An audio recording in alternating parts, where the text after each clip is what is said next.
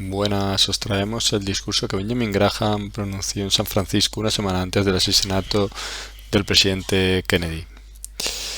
En esta brillante presentación, Graham explica cómo debe proceder un inversor para determinar si el mercado está sobrevalorado, cómo saber qué asignación de activos es la adecuada para el inversor y cómo elegir acciones con acierto. Este discurso es una rara oportunidad de ver el funcionamiento de la mente de Graham en bruto. Bien, el título del discurso, de la conferencia. Bien, el título de la conferencia es Valores en un mundo inseguro. Conferencia de Benjamin Graham, pronunciada en el Ayuntamiento del Hotel San Francis el 15 de noviembre de 1963. El Dr. Radford ha elegido un título muy intrigante para mi charla, La seguridad en un mundo inseguro. Espero que no muchos de ustedes tengan la impresión equivocada de que voy a hablar de la seguridad en general. Voy a hablar solo de seguridad financiera, no de seguridad física, mental, matrimonial o de otro tipo. Incluso en lo que respecta a la seguridad financiera, me voy a referir únicamente a la política de inversión en acciones y bonos. El título de esta charla podría haber sido Mejor seguros en un mundo inseguro, porque los valores son mi campo. No voy a hablar de política de ahorro y presupuestaria, seguros de vida, vivienda en propiedad, planes de pensiones y otros asuntos de este tipo. La razón es que no me considero un experto en esas áreas y prefiero hablarle de cosas de las que espero saber más que tú. Esto me recuerda el hecho de que cuando la New York Society of Security Analysts creó una revista en 1946, le dimos el sencillo título de The Analyst Journal, pero entonces recibimos tantas consultas e incluso suscripciones de psicoanalistas que nos vimos obligados en defensa propia a cambiar el nombre por el actual de The Financial Analyst Journal. En el campo de la seguridad financiera, limitada a los problemas de la política de inversión, yo diría que hay tres tipos de amenazas o peligros que los inversores deberían reconocer como posiblemente existentes en la actualidad. Una de ellas sería la amenaza de una guerra atómica, la segunda la amenaza de la inflación y la tercera la amenaza de graves fluctuaciones del mercado, tanto a la alza como a la baja, y por supuesto principalmente a la baja. Ahora bien, no tengo ninguna receta para la seguridad financiera o para una política de cartera que pueda hacer frente a la posibilidad de una guerra atómica. No creo que nadie más la tenga, preferimos barrer esos problemas debajo de la alfombra y seguir adelante con cosas que podemos tratar más eficazmente. El segundo peligro que mencioné fue la inflación. La inflación ha sido un factor importante en la experiencia financiera de los inversores desde 1900. No mucha gente se da cuenta de que hemos tenido más inflación en los primeros 30 años de este siglo que en los segundos 30, según los índices habituales.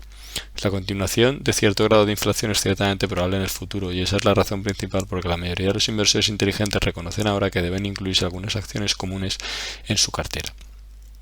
Sin embargo, esto es solo una parte de la cuestión del efecto de la inflación en la política de inversión. El hecho es que tanto el alcance de la inflación como la reacción del inversor ante ella han variado mucho a lo largo de los años. No es en absoluto una cuestión lineal.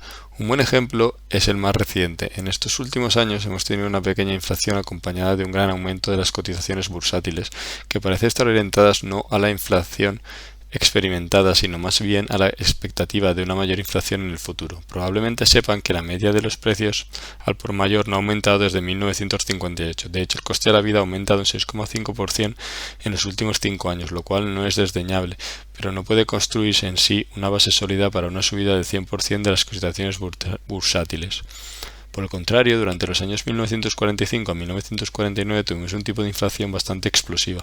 El índice de precios al consumo, es decir, el coste de la vida, avanzó más de un 33%, pero durante ese periodo las cotizaciones bursátiles experimentaban en realidad un pequeño descenso. Mi conclusión a este respecto es que los sentimientos y reacciones de los inversores respecto a la inflación son probablemente más el resultado de la evolución del mercado de valores que la causa de la misma. En consecuencia, existe un gran peligro de que los inversores den demasiada importancia a la inflación cuando el mercado avanza y la ignoren por completo, como hicieron en 1940 y 1949 cuando el mercado retrocede. En realidad, esta ha sido la historia de la inflación y el comportamiento del mercado de valores desde 1900. El problema de las fluctuaciones de los precios o del mercado es muy real tanto para los inversores como los especuladores. Aunque en Wall Street se hayan tendido a negarlo durante varios años en el pasado e incluso en la actualidad. En realidad, el verdadero problema no es si las fluctuaciones de precios son importantes para el inversor, sino más bien lo contrario, es decir, encontrar alguna distinción viable entre el inversor y el especulador en acciones ordinarias. Como se señalará más adelante, esta distinción casi ha desaparecido de Wall Street, un hecho que ha causado muchos problemas en el pasado y que causará muchos problemas en el futuro. Sin embargo, solo el año pasado, aunque parezca que fue hace mucho tiempo, las fluctuaciones del mercado puestas de manifiesto por el descenso del promedio industrial Dow Jones de 735 a 535 cobraron una importancia extrema tanto para los inversores como para los especuladores. Esta caída de cerca del 27% de la media del Dow Jones fue acompañada de descensos de entre el 50 y el 90% o más de la mayoría de los nuevos valores que se habían emitido en los 2 años anteriores y que desempeñaron un papel tan especular en la actualidad bursátil de aquel periodo. Entonces, en mayo de 1962, el concepto de mercado unidireccional que solo sube con reacciones muy pequeñas parecía abandonado para siempre. Sin embargo, Wall Street tiene muy poca memoria, y ahora la mayoría de las autoridades financieras parecen estar volviendo a los conceptos de 1960 y 1961. Vuelven a la idea de que para el inversor inteligente la cuestión de las fluctuaciones bursátiles no tiene por qué plantearse. Hay aquí un doble énfasis que pasa por alto la realidad de las fluctuaciones bursátiles. La primera es la convicción general de que se puede contar con que el mercado avance con tanta fuerza a lo largo de los años que cualquier caída que se produzca es comparativamente poco importante. Por lo tanto, y si se tiene la actitud del verdadero inversor, no hay que preocuparse por ellas.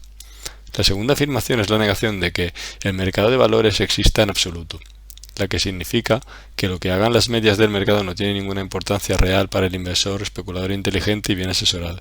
Parece ser un principio rector de Wall Street que si se practica el tipo adecuado de selectividad en las inversiones no hay que preocuparse por lo que hace el mercado de valores en su conjunto, como muestran las medias, ya que en todo momento las buenas acciones subirán y las malas bajarán, y todo lo que hay que hacer es seguir las buenas acciones y olvidarse de las medias del mercado de valores. ¿Hasta qué punto son válidas estos dos argumentos?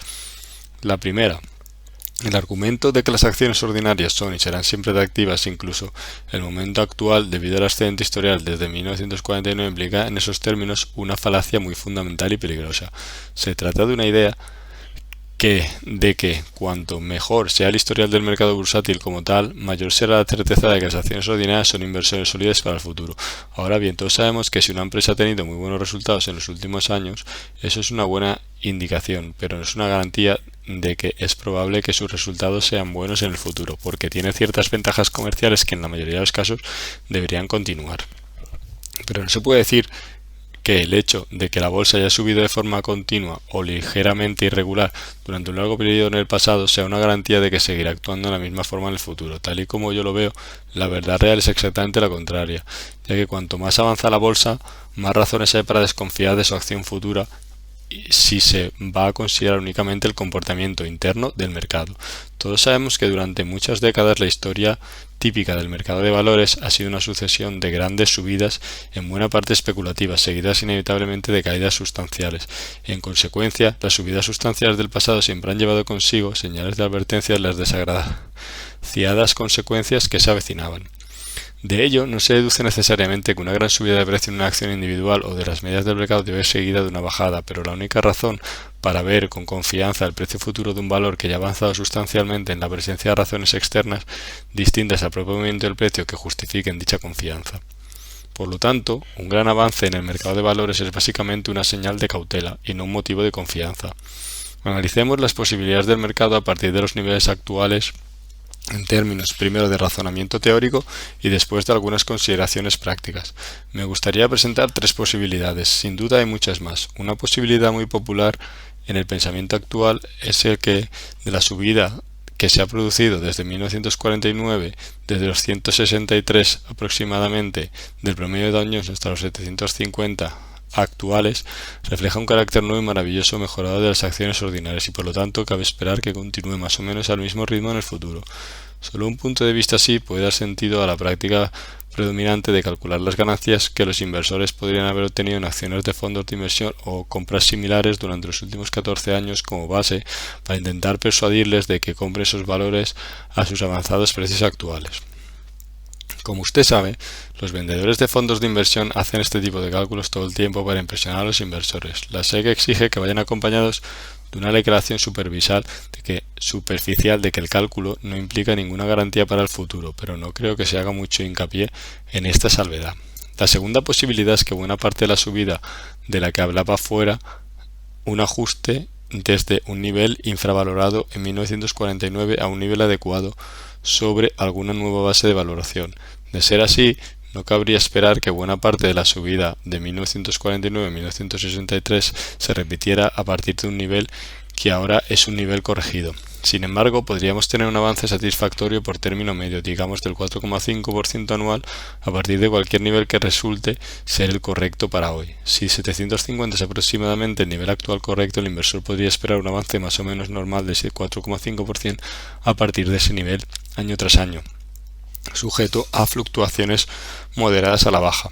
Pero la tercera posibilidad es que la naturaleza del mercado no haya cambiado desde sus primeros tiempos, como muestran nuevos registros que se remontan al menos hasta la burbuja de los mares del sur en 1720, prácticamente 300 años. También disponemos de datos muy detallados sobre las cotizaciones bursátiles de Estados Unidos desde 1871 que se incorporaron a los registros de Cowles y de Standard & Poor's. Es muy posible que sigamos teniendo las tan familiares alternancias de excesivo optimismo y excesivo pesimismo. El ejemplo más reciente de pesimismo excesivo es precisamente el periodo inicial de este mercado. Durante 1949 y 1950 el mercado tuvo la relación precio-beneficios más baja de su historia en tiempos de paz. Las acciones se vendían solo 7 veces sus beneficios en las medias de mercado a las que me refiero, frente a unas 20 veces que se hace en la actualidad. Esto implica que, al igual que las acciones estaban infravaloradas a 7 veces sus beneficios, podría estar sobrevaloradas a 20 veces o a un multiplicador superior que se establecerá más adelante en este mercado y que representará un nivel de optimismo excesivo. Mi opinión sobre estas tres opciones es que la primera posibilidad está realmente descartada. No está en la naturaleza de la realidad económica permitir que las ganancias netas a las tasas mostradas de 1949 y 1963, así como el 14% anual incluidos los rendimientos de los dividendos, continúen indefinidamente en el futuro. Simplemente no tenemos un sistema financiero y económico que pueda funcionar sobre esa base. Si eso fuera cierto, nadie tendría que trabajar para ganarse la vida. Recuerdo muy bien la cantidad de gente que a finales de los años 20 se hizo una idea correspondiente del mercado de valores, dejó su trabajo y se lanzó a Wall Street para aprovechar su maravilloso futuro. La segunda posibilidad, que consiste en que el mercado avance de forma bastante constante desde aproximadamente el nivel actual, pero no tenga la ventaja de partir de un nivel muy bajo, es admisible en teoría. Pero el gran problema del que hablaré más adelante es cómo se puede determinar la nueva base adecuada para las valoraciones de las acciones ordinarias y, por tanto, cómo se puede determinar el nivel más o menos adecuado por ahora. Discutí esta cuestión en una ponencia leída ante la Asociación Americana de Finanzas en diciembre de 1961 y dije entonces que el mercado estaba realmente a la deriva en un mar de normas inestables. Las antiguas normas de valor, que habían estado bien establecidas durante décadas y tal vez generaciones, ya no parecían sostenibles, por ser demasiado conservadoras, pero las nuevas normas de valor adecuadas no podrían determinarse ni por la conciencia interior de nadie ni por cálculos matemáticos. Tendremos que esperar probablemente un tiempo considerable antes de poder determinar nuevas normas fiables. Mientras tanto, me parece que el mercado de valores tendrá que realizar sus cálculos mediante un proceso de ensayo y error que podría dar lugar a grandes fluctuaciones en torno a lo que al final resulte ser el nuevo valor central. Creo que lo ocurrido desde diciembre de 1961 confirma en cierta medida esta interpretación. Ciertamente, la gran caída de 1962 representó una brusca fluctuación de un tipo y la impresionante recuperación desde junio de 1962 puede representar una fluctuación de otro tipo. Sin duda, le interesará saber lo que quiero decir con los términos antiguas y nuevas normas de valor aplicadas al nivel bursátil. Las antiguas normas de valor, bastante aceptadas hasta, digamos, 1955, se alcanzaron mediante una serie de enfoques diferentes basados en el razonamiento o la experiencia. El que más me gustó, por supuesto, fue el mío propio, pero se ha conocido como el Graham. Se obtuvo a partir de las ganancias medias del valor central de las 30 acciones del promedio industrial Dow Jones de los últimos 10 años, capitalizadas al doble del tipo de interés de los bonos de alto grado. Por ejemplo, en la actualidad las ganancias medias de los últimos 10 años son de unos $33 en la unidad Dow Jones y el tipo actual de los bonos de alto grado es del 4,3%. Si se capitalizan $33 al 8,6%, lo que equivale a un multiplicador de aproximadamente 12, se obtendría un valor central sobre la base antigua de unos 380, frente al precio actual de unos 750. A principios de 1955, cuando declaré ante el Comité Fulbright, el mercado bursátil estaba entonces en torno a 400. Mi valor central estaba también en torno a 400 y las valoraciones de otros expertos que utilizaban otros métodos parecían todas aproximarse a ese nivel. La evolución de la bolsa desde entonces parece demostrar que estos métodos de valoración son muy conservadores y demasiado bajos, aunque funcionaron muy bien durante las fluctuaciones bursátiles de 1871 hasta 1954, que es un periodo excepcionalmente largo para esa prueba. Desgraciadamente, este tipo de trabajo, en el que se intenta determinar relaciones basadas en comportamientos pasados, la experiencia casi invariable es que, para cuando se ha tenido un periodo lo suficientemente largo como para tener suficiente confianza en la forma de medir, justo entonces se superan nuevas condiciones y la medición ya no es fiable para el futuro. Tuvimos que abordar este problema en la cuarta edición de Security Analysis publicada el año pasado y reconocer la probabilidad de que las acciones deban valorarse más libremente hasta ahora que en el pasado. Nuestra principal razón para ello, por cierto, es porque el compromiso del gobierno de prevenir depresiones a gran escala ha cambiado el clima de los beneficios empresariales respecto al que existía antes de la Ley de Empleo de 1946. Creemos que este nuevo seguro contra una caída muy severa en los beneficios de las empresas en general justificaría una valoración más alta de estos beneficios que en años anteriores, de ahí que hayamos añadido un 50% arbitrario a la valoración basada en nuestro antiguo método. Esto nos daría ahora un valor de unos 570 para el Dow Jones Industrial Average y un valor correspondiente de unos 56 para el Standard & Poor's 500 Stock Average. Permítanme señalar que los dos promedios están bien próximos en una proporción de 10:1 a su nivel de precios, dividendos y beneficios, que se puede utilizar las dos cifras casi indistintamente a efectos de descripción o análisis. Hay que reconocer que este nivel de 570, que se deriva de un recargo arbitrario del 50% respecto al antiguo nivel, no tiene ninguna autoridad especial que lo respalde. Se trata simplemente de la mejor estimación que hemos podido hacer de una situación que no admite cálculos realmente fiables. De hecho, si uno es lo suficientemente optimista y hábil, es muy posible desarrollar un método de valoración que suene bastante plausible y que justifique el actual nivel de 750 del promedio industrial Dow Jones. Permítame mostrarles cómo podría hacerse. En primer lugar, usted dice que a los inversores les gustaría obtener un rendimiento global del 7,5% de su dinero en los próximos años. Esto es lo que las acciones ordinarias han rendido por término medio en dividendos y revaloración de precios desde 1871, como muestran los informes Cole, y Malodowski. Ahora bien, si podemos esperar una tasa de crecimiento de los beneficios y los dividendos del 4,5% anual, solo necesitamos una rentabilidad por dividendo del 3% para alcanzar el 7,5% total deseado. Dado que la rentabilidad por dividendo del Dow Jones y el Standard & Poor's es ahora mismo algo superior al 3% sobre el precio de mercado, podríamos comprarlas al nivel actual con confianza, ya que obtendríamos entonces una rentabilidad del 3% en dividendos y del 4,5% anual en crecimiento. Todo esto suena muy bien, pero si reflejamos que por alguna casualidad la tasa de rendimiento futura sería del 3,5% en lugar del 4,5% y del 3,5% fue aproximadamente el crecimiento anual real de los dividendos en los últimos 10 años, entonces obtendremos una gran diferencia, porque si ahora se espera una tasa de crecimiento del 3,5%, se necesitará una rentabilidad de los dividendos del 4% para alcanzar el 7,5% necesario. Sobre esta base, el valor de índice de Jones se aproxima a los 570 que le hemos asignado arbitrariamente.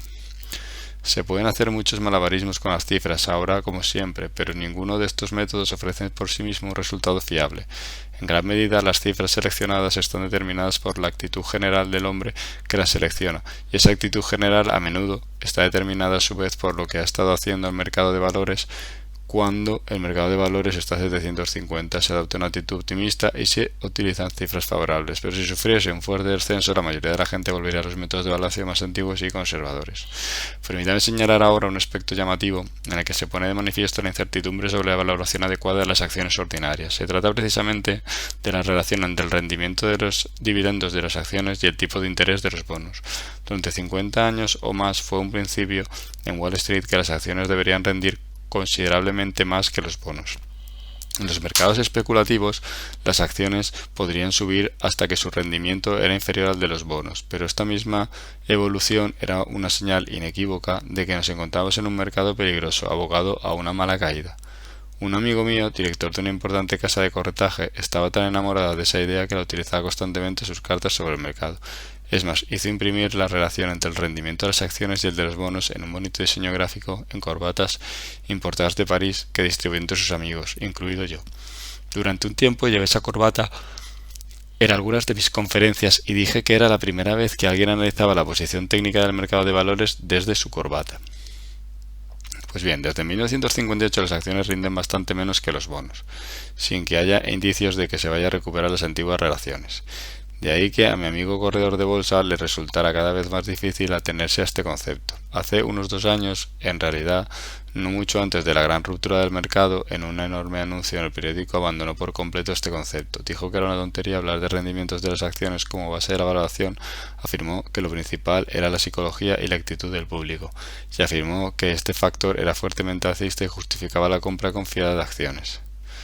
La razón principal por la que menciono este incidente es que acababa de pasar mucho tiempo estudiando los análisis semanales del mercado de valores de uno de nuestros servicios financieros más antiguos, que comenzó en 1909, y descubrí que una experiencia idéntica había tenido lugar apenas 30 años antes en este servicio, cuyo nombre tampoco mencionaré.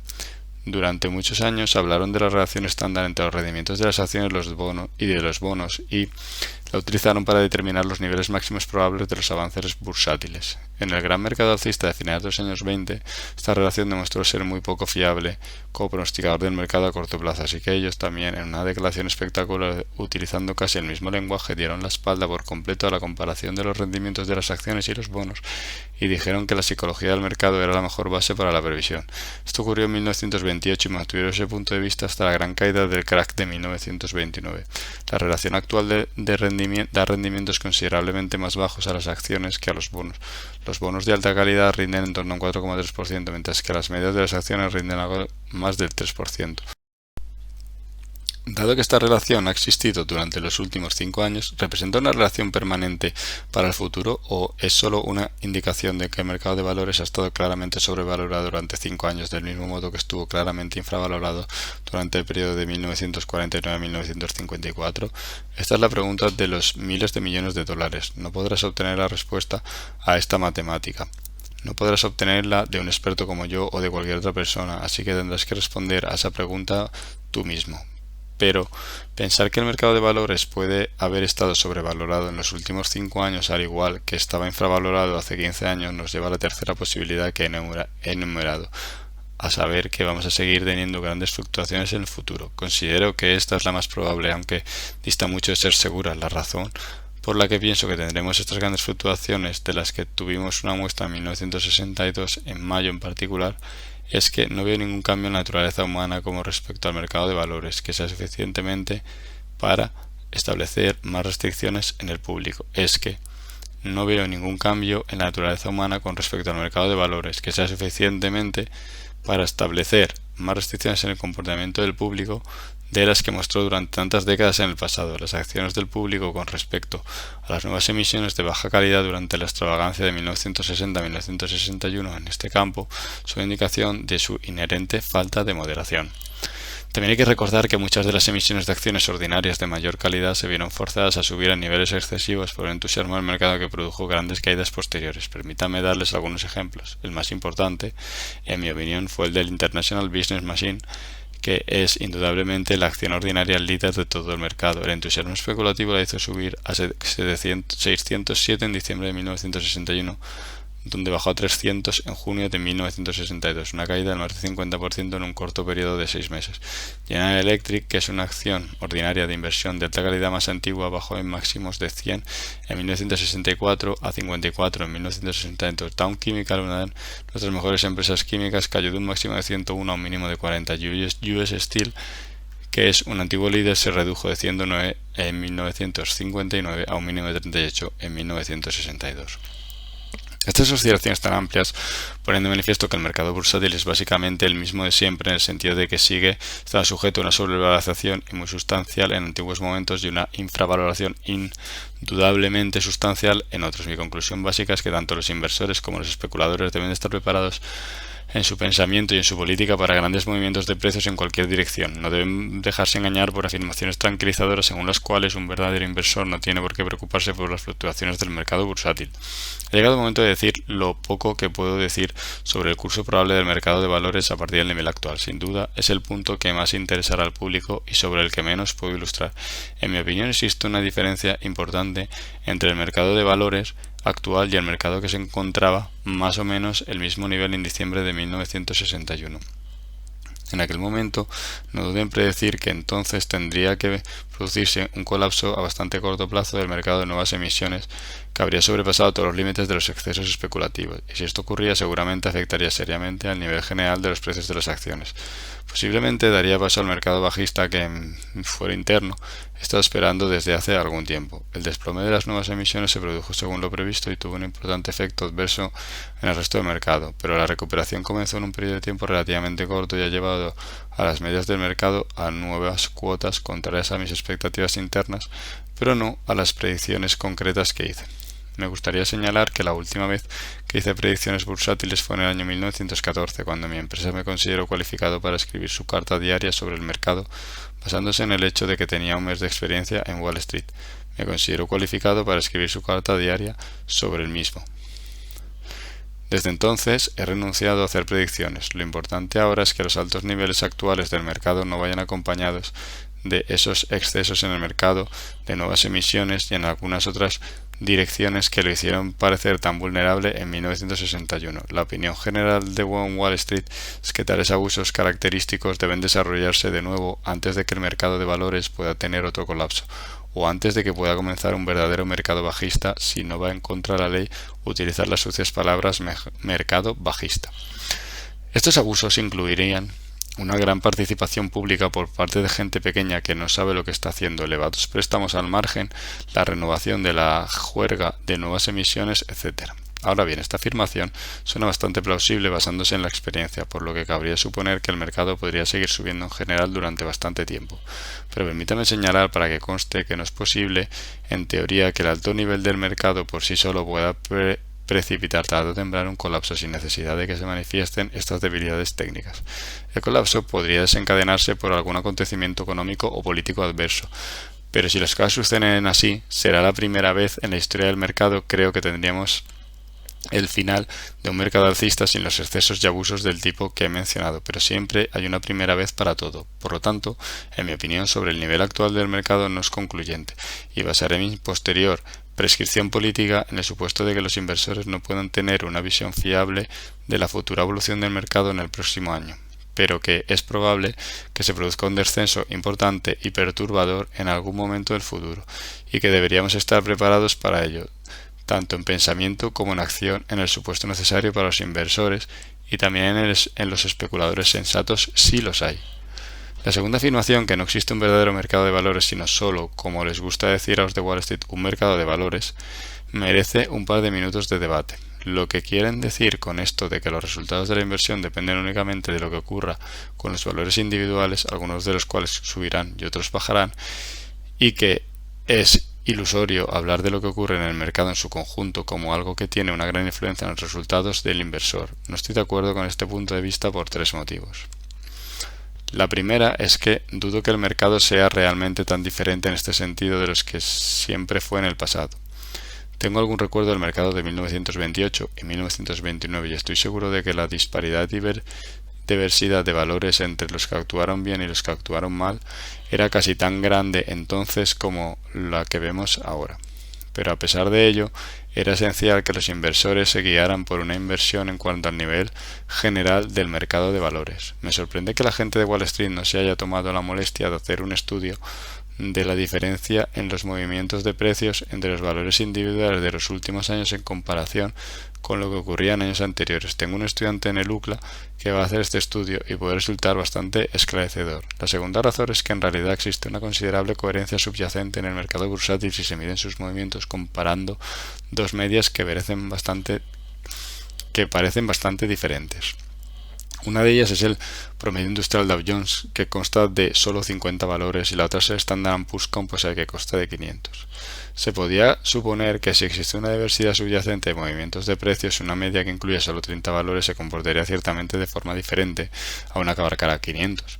Pero si observan las fluctuaciones de ambos promedios dadas ahora por la mayoría de los periódicos, se obtiene prácticamente un cambio de 10-1, lo que significa un cambio de paridad casi día a día y ciertamente mes a mes y año a año. En los últimos 10 años la media del Dow Jones ha pasado de 275 en 1953 a 750, mientras que el índice Standard Poor's 500 ha subido de 24,7 a 73,5. Lo interesante es que el grupo aparentemente variopinto de 500 emisiones tuvo en realidad un avance ligeramente mejor que el de los valores de primera línea o blue chip del promedio industrial Dow Jones.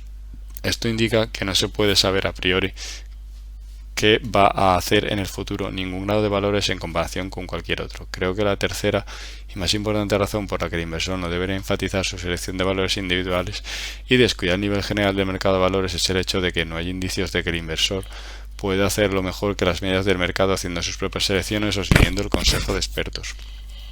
El principal apoyo para esta afirmación pesimista se encuentra en el historial de fondos de inversión que representan una combinación de casi los mejores cerebros financieros del país y un enorme gasto de dinero, tiempo y esfuerzos cuidadosamente dirigidos. El registro muestra que los fondos han tenido grandes dificultades en su conjunto para igualar el rendimiento de las tentaciones del promedio industrial Dow Jones o el índice Standard Poor's 500 Stock. Si un inversor hubiera sido capaz, mediante una diversificación general aproximada, de crear una cartera que se aproximara a esas medidas, habría tenido todos los motivos para esperar unos resultados tan buenos como los mostrados por la muy inteligente y cuidadosa colección de acciones por parte de los gestores de fondos de inversión. Pero la gran justificación de los fondos de inversión es que muy pocos inversores siguen realmente una política tan sólida y sencilla. Debo expresar a regañadientes cierto escepticismo sobre la eficacia general de la previsión económica, de la previsión bursátil y de la selección experta de acciones ordinarias en su relación con la inversión y los beneficios especulativos que pueden obtenerse de ellas. Permítanme darles mis razones. Digo en primer lugar que en la medida en que una previsión económica parece fiable y generalmente lo es solo a corto plazo, es probable que su efecto no se refleje en el nivel del mercado y no hay forma de ganar dinero con ella. Por ejemplo, no podemos decir que porque la previsión para 1964 sea favorable haya que comprar acciones ordinarias hoy. El precio actual de las acciones ordinarias, como todo el mundo debería saber, refleja la expectativa general de un buen 1964. Por otra parte, las previsiones empresariales a más largo plazo han demostrado ser poco fiables en general. Del mismo modo, tomemos el caso en el que una acción individual es favorecida por uno de los analistas de seguridad de mi propia fraternidad porque es optimista sobre sus futuros beneficios y perspectivas generales. En la medida que los inversores estén de acuerdo en general en que esa empresa tiene buenas perspectivas de futuro, es probable que sus perspectivas se reflejen plenamente en el precio de mercado. A veces se da el caso contrario, en el que un hombre de Wall Street puede decir: a nadie le gusta esta acción, nadie confía en ella, pero yo confío en ella y sé que sus resultados van a ser mejores en el futuro. Es una conclusión interesante y valiosa si es cierta. El problema es que en la mayoría de los casos no se puede confiar en su fiabilidad. El hombre puede tener razón o puede estar equivocado al decir que alguna acción impopular va a tener un futuro muy bueno. Este es el dilema al que se enfrentan todos los inversores cuando intentan ganar dinero con las previsiones sobre las perspectivas futuras de cualquier valor individual. Ahora bien, con respecto a la previsión bursátil como tal, como ocupación o diversión independiente, no creo que existan pruebas fehacientes de que se pueda confiar en un método de previsión bursátil reconocido y utilizado públicamente sea rentable. Permítanme ilustrar lo que quiero decir haciendo referencia a la famosa teoría Down, que es el más conocido de los métodos utilizados para predecir el mercado de valores. Hice algunos estudios elaborados de los resultados de aplicar los conceptos mecánicos de la teoría Down, en la que se tienen señales bien definidas para comprar o vender acciones por el movimiento de la media a través de los puntos de resistencia a la alza o a la baja. Descubrí que cuando estudiaba los registros de 1898 a 1933, un periodo de unos 35 años, los resultados de seguir este método mecánico eran notablemente buenos. Hasta 1933, cuando la teoría del Down había demostrado ser un método muy útil para tratar la acción del mercado en los años 20 y principios de los 30, el interés del público por la teoría aumentó enormemente. Anteriormente había sido una especie de receta esotérica, seguida solo por unos pocos seguidores devotos, y sobre lo que todos los demás se habían mostrado bastante escépticos. La teoría del Down se hizo muy popular a partir de 1933. Estudié las consecuencias de utilizar exactamente el mismo método en el mercado a partir de 1933 y descubrí la peculiaridad de que en ningún caso de los consiguientes 25 años uno se beneficiaba siguiendo mecánicamente las señales del Down. Con esto quiero decir que uno nunca fue capaz de recomprar acciones a un precio inferior al que las vendió. Como usted sabe, la teoría del Down sigue siendo aplicada por varios profesionales de servicios. Creo que todos ellos le dirán que ya no es una teoría mecánica y que en la interpretación de las señales tiene que entrar un gran elemento de juicio. Pero una vez que introduces ese elemento ya no tienes una verdadera teoría, solo tienes una cierta experiencia que puede no ser fiable y útil. Permítanme ahora hacer una observación general. Por razones obvias, es importante que los inversores en su conjunto y por tanto el inversor especulador medio lo hagan mejor que el mercado general. La razón es que ustedes son el mercado general y no pueden hacerlo mejor que ustedes mismos. Creo que es posible que una minoría de inversores obtenga resultados significativamente mejores que la media. Para ello son necesarias dos condiciones. Una, que deben de seguir algunos principios sólidos de selección que están relacionados con el valor de los valores y no con la evolución del mercado. La otra es que su método de funcionamiento debe ser básicamente diferente al de la mayoría de los compradores de valores. Tienen que separarse del público en general y situarse en una categoría especial. Más adelante me referiré brevemente a este punto. Permítanme resumir hasta aquí. El inversor necesita acciones comunes en su cartera, pero estos introducen riesgos de grandes fluctuaciones que no pueden evitar con más éxito que otros a menos que piense independientemente de la multitud, es decir, a menos que sea constitucionalmente diferente a la media. Pasemos ahora a la segunda parte. ¿Qué política de inversión seguir en las condiciones comentadas? Mis opiniones al respecto son definidas y firmes. En mis casi 50 años de experiencia en Wall Street me he dado cuenta de que cada vez sé menos sobre lo que va a hacer el mercado de valores, pero cada vez sé más sobre lo que deberían hacer los inversores, y eso es un cambio de actitud bastante vital. El primer punto es que el inversor está obligado, por la propia inseguridad que impera en el mundo actual, a mantener en todo momento una cierta división de sus fondos entre bonos y acciones. El efectivo y diversos tipos de depósitos remunerados pueden considerarse equivalente de bonos. Mi sugerencia es que la posición mínima de esta cartera en acciones ordinarias sea del 25% y la máxima del 75%. En consecuencia, la participación máxima en bonos sería del 75% y la mínima del 25%, invirtiéndose las cifras. Cualquier variación en la composición de la cartera deberá mantenerse dentro de estos límites del 25 y el 75% respectivamente. Estas variaciones deberían basarse claramente en consideraciones de valor, lo que le llevaría a poseer más acciones ordinarias cuando el mercado parece bajo en relación con el valor y menos acciones ordinarias cuando el mercado parece alto en relación con el valor. Ahora bien, aunque este es el lenguaje clásico de las autoridades en materia de inversiones, es sorprendente la cantidad de gente que piensa exactamente en términos opuestos. Me di cuenta de ello porque poco después de las vacaciones de mayo de 1962, cuando un representante de una sociedad de ahorro y préstamo vino a preguntarme, la primera pregunta que me hizo fue: ¿no cree que las acciones ordinarias son ahora menos seguras que antes debido a la caída del mercado? Eso me golpeó entre los ojos. Aquí había gente de finanzas que podía considerar seriamente que las acciones eran menos seguras porque habían bajado de precio que después de haber subido de precio. La política que propongo, tener más acciones comunes cuando el mercado parece estar bajo y menos cuando parece estar alto según los estándares de valor, se opone obviamente a la psicología de los inversores en general y a la de los especuladores siempre. Esto es particularmente cierto ahora debido a la gran confusión entre inversión y especulación a la que me referiré más adelante. Supongo que la idea de tener más acciones comunes en niveles bajos que en niveles altos es un consejo de perfección para la mayoría de los inversores, pero podría ser seguido por muchos inversores hasta el punto de una regla inflexible de que no deberían aumentar el porcentaje de acciones comunes en su cartera a medida que el mercado avanza, excepto por supuesto a través de la subida del propio mercado. Sin embargo, una aplicación más sofisticada que aprovecharía una subida del nivel del mercado para las ventas podría ser algo así: utilizar una división fija 50-50 entre bonos y acciones. Cuando el nivel del mercado de las acciones suba hasta un punto en el que constituyen el 55% del total o tal vez el 60%, entonces usted vendería lo suficiente para que la proporción volviera al 50%, volviendo a poner los beneficios en bonos o en cajas de ahorro. Y a la inversa, cuando el mercado baje hasta el punto de que la proporción de acciones ordinarias caiga al 45% o el 40%, utilizaremos parte del dinero de los bonos para comprar acciones ordinarias y volver al 50-50.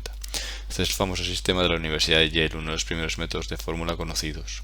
Utilizaban una base del 35% para las acciones ordinarias, un porcentaje que en aquella época se consideraba bastante temerario para una institución de enseñanza. Cuando una subida del mercado lo situaba en el 40%, vendían una octava parte de las acciones para volver al 35%. Cuando bajaba al 30%, compraban una sexta parte para volver al 35%. Fue un buen sistema hasta que el mercado se desbocó al alza y entonces decidieron que tenían demasiado poco en acciones ordinarias. Ahora tiene una proporción del 50 al 55% como las demás universidades, creo, y ya no siguen la fórmula. Otro enfoque factible, pero desde un punto de vista diferente, es el método de dollar averaging, en el que usted pone la misma cantidad de dinero en acciones ordinarias año tras año o trimestre tras trimestre. De este modo se compran más acciones cuando el mercado está bajo y menos cuando está alto. Este método ha funcionado extremadamente bien para quienes han tenido el dinero, el tiempo y el carácter necesarios para seguir una política coherente a lo largo de los años, independientemente de lo que el mercado haya estado subiendo o bajando. Si puede hacerlo, tendrá garantizado un éxito satisfactorio en sus inversiones. Permítanme añadir que hay innumerables variantes de este tipo que se llaman planes de fórmula. La principal necesidad aquí es que el inversor seleccione alguna regla que le parezca adecuada a su punto de vista, una que le mantenga alejado de las travesuras y una, insisto, que mantenga siempre algún interés en las acciones comunes independientemente de lo alto que llegue el nivel del mercado. Porque si usted hubiera seguido una de estas fórmulas más antiguas que lo sacaron de las acciones comunes por completo en algún nivel del mercado, su decepción habría sido tan grande debido al avance subsiguiente que probablemente lo arruinaría desde el punto de vista de la inversión inteligente para el resto de su vida. Pasemos ahora a los problemas de selección de valores. Hemos hablado de un componente de bonos y un componente equivalente al efectivo y un componente de acciones ordinarias. Hay una amplia elección en los componentes de bonos, pero la decisión no tiene demasiada importancia en la mayoría de los casos. En la lista imponible para poder tener su dinero en bonos de ahorro de Estados Unidos al 3,5% que puede rescatar a voluntad, puede comprar bonos del Estado de Estados Unidos a largo plazo o alrededor del 4,1% imponible, puede comprar bonos corporativos a largo plazo de alta calificación al 4,3% o al 4% si se hace un poco de selección. Puede tener depósitos de ahorro en bancos comerciales que le dan hasta un 4,25% si los mantiene durante un año. Puede comprar acciones de cajas de ahorro. Tenga en cuenta que no son depósitos sino acciones que ahora rinden hasta un 5% en California. Otra opción de gran importancia son los bonos estatales y municipales libres de impuestos que rinden hasta alrededor del 3,5% si son de buena calidad y tienen un vencimiento largo. Para la mayoría de los inversores que se encuentran en un tramo impositivo superior al 30%, los bonos libres de impuestos han sido los más atractivos durante muchos años. En realidad, fueron un regalo para el inversor del que no se aprovechó en la medida que debería frente a los bonos sujetos a impuestos. Esta ventaja ha disminuido porque los bonos libres de impuestos han avanzado en relación con otros, pero siguen siendo persuasiva para las personas con menos sustanciales. Me gustaría señalar que en 1953 los bonos municipales rendían un 2,93% y los bonos imponibles del gobierno de Estados Unidos un 3,08%, casi el mismo rendimiento a pesar del impuesto íntegro de los gobiernos. En octubre de 1963 la media de los bonos municipales era del 3,28% y la de los bonos del gobierno de Estados Unidos del 4,06%. Así que ya ven la ventaja que ha obtenido en el pasado el tenedor de bonos libres de impuestos en comparación con los gobiernos de Estados Unidos. Una cuestión para el inversor en la que no voy a entrar y me alegro de no tener tiempo para ello en sí es si debería aprovechar el tipo del 5% que ofrecen algunas de las asociaciones de ahorro y préstamo de California. Permítanme decir que no soy experto en asociaciones de ahorro y préstamo y no quiero entrar en la controversia que se ha abierto ahora sobre si sus métodos son completamente sólidos y sus perspectivas completamente fiables. Solo quiero decir en términos generales que nadie puede suponer que puede obtener exactamente el mismo grado de seguridad y fiabilidad en un tipo estándar de inversión que rinda el 5% que uno que rinda el 4%. En cuanto a las acciones preferentes, lo importante es que no deben figurar en la cartera de un inversor particular. La razón es que tiene una gran ventaja fiscal para los propietarios corporativos que no tiene para los propietarios individuales. Los propietarios corporativos se ahorran 85% de los impuestos sobre estos dividendos. Los propietarios individuales se ahorran una cantidad muy pequeña que puede desaparecer muy pronto en la nueva ley. Debería ser obvio para que las acciones preferentes solo deberían ser compradas por inversores corporativos, al igual que los bonos libres de impuestos solo deberían ser comprados por personas que pagan el impuesto sobre la renta. Habrá observado la semana pasada que una de las empresas de servicios públicos ofreció una emisión de bonos y una emisión de acciones preferentes prácticamente al mismo rendimiento, aunque hasta ahora las acciones preferentes siempre han tenido bastante más que los bonos de los que eran subordinados. La gran ventaja fiscal de las acciones preferentes para los compradores corporativos está mostrando ahora tardíamente su efecto sobre los rendimientos relativos. Por último, llegamos a una inversión en acciones ordinarias. Mi recomendación es que el inversor elija su propia lista de, digamos, 20 o 30 empresas representativas y líderes, o bien que coloque su dinero en varios de los fondos de inversión bien establecidos. Suele ser ventajoso para el inversor astuto comprar acciones de las acciones de inversión cerradas en la bolsa de Nueva York cuando se puede obtener con descuentos sobre el valor neto de los activos en lugar de pagar la prima añadida al precio de la mayoría de las acciones abiertas. Muchos inversores pensarían que mi receta es demasiado simple. Si pueden obtener resultados iguales a las medias de esta forma tan fácil, ¿no deberían intentar obtener un rendimiento sustancialmente mayor mediante una selección cuidadosa y asesorada de forma competente? Mi respuesta corta ya se ha dado. Si los fondos de inversión en su conjunto no pueden batir las medias, ni siquiera los inversores bastante inteligentes en su conjunto pueden hacerlo. El problema subyacente de la selección es que los buenos valores, principalmente los valores de crecimiento, con perspectivas mejores que la media, tienden a estar totalmente valorados y a menudo sobrevalorados. En el otro extremo, es probable que las nuevas ofertas de valores, cuando la moda está en marcha, combinen una calidad de cuarta categoría con unos ratios precio-beneficios absurdamente elevados. Hay mejores oportunidades entre estos extremos, pero la mayoría de los inversores no las buscan. Tal y como yo lo veo, el problema fundamental de las acciones ordinarias es la inyección por parte del mercado de un gran elemento especulativo de las empresas más fuertes y mejores al establecer un precio insosteniblemente alto para ellas. La subida de IBM a 607, seguida poco después de una caída a 300, es la mejor ilustración de mi punto de vista. Esto ha contribuido en gran medida a la confusión entre inversión y especulación, porque es fácil decirse a uno mismo que las acciones de una buena empresa son siempre una buena inversión, independientemente del precio. De ahí se pasó fácilmente a llamar inversor a todo el que compraba sus acciones directamente y finalmente a llamar inversor a todo cliente de Wall Street y punto. Mi reciente cruzada ha consistido en persuadir a Wall Street de que ha cometido un error y se ha perjudicado a sí mismo al suprimir la palabra especulación de su vocabulario. La especulación no es mala en sí misma, el exceso de especulación sí lo es. Es importante que el público tenga una idea bastante clara de hasta qué punto está especulando, no solo cuando compra un tema candente a un precio completamente absurdo, sino incluso cuando compra una empresa maravillosa como IBM a 70 veces sus mayores beneficios registrados. En mi opinión, la contribución más valiosa que los analistas de valores pueden hacer al arte de invertir sería la determinación de los componentes de inversión y especulación en el precio actual de cualquier acción ordinaria para que el comprador pueda tener una idea de los riesgos que asume y los beneficios que puede obtener.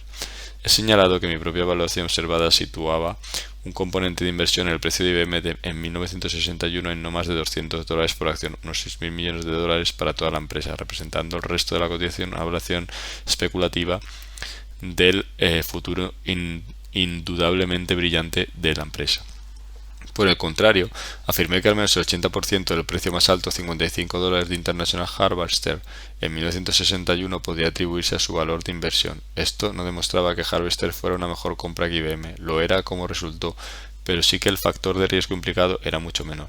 Permítame plantear una última pregunta. A pesar de los resultados más bien desoladores de los intentos de predecir los movimientos del mercado de seleccionar las empresas más atractivas, ¿puede el inversor inteligente seguir algunas políticas de selección de acciones ordinarias que prometan resultados mejores que la media? Creo que es posible que algunos inversores de mentalidad firme lo hagan comprando valor en lugar de perspectivas o popularidad. Algunos ejemplos de este enfoque: selecciona acciones de empresas que se vendan sin glamour. Por ejemplo, International Harvester se podía haber obtenido resultados extraordinarios desde 1933 comprando cada año las acciones de las 6 empresas del promedio industrial Dow Jones que se vendieran al multiplicador más bajo de los beneficios recientes.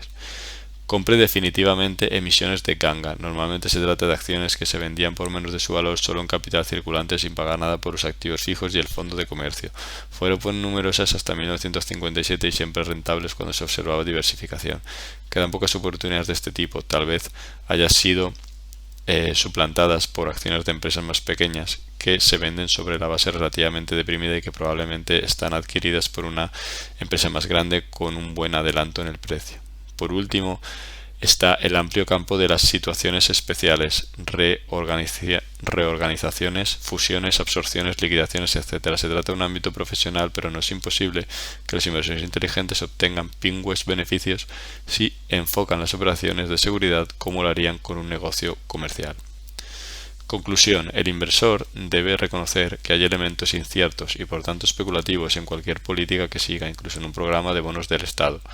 Debe hacer frente a estas incertidumbres mediante una política de compromiso continuo entre bonos, acciones ordinarias y mediante una diversificación adecuada.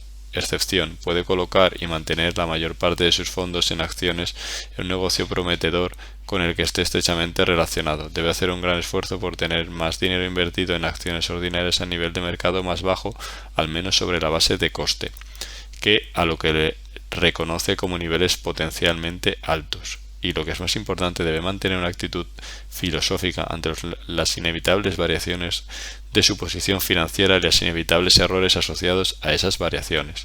Según una vieja anécdota de Wall Street, cuando un cliente pedía a cierto corredor de bolsa que le recomendara temas para comprar, él siempre preguntaba a su vez: ¿cuál es su preferencia? ¿Quiere comer bien o dormir bien?